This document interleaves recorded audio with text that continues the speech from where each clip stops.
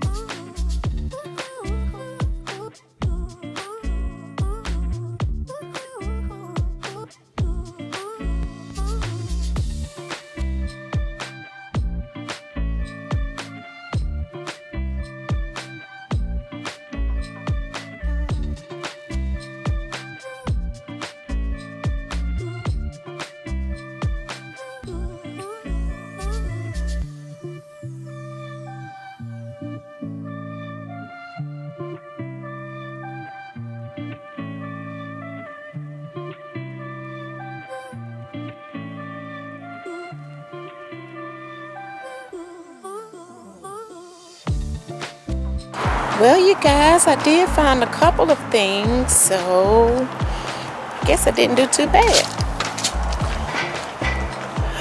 So much stuff in there. And these two items are going to be perfect because I'm actually getting ready to start redoing some things in our home. I've not done this in over 6 years, so it's about time. And the vibe that I'm going for, these couple of items are going to be perfect once I do a little restoration to them and a little revamping.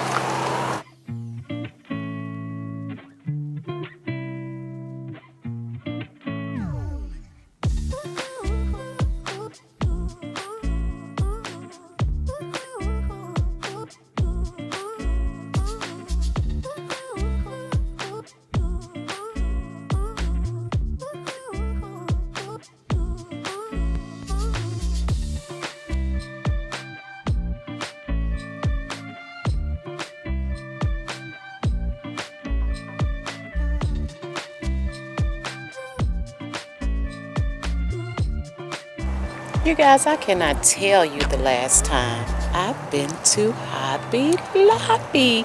Yay! Yeah.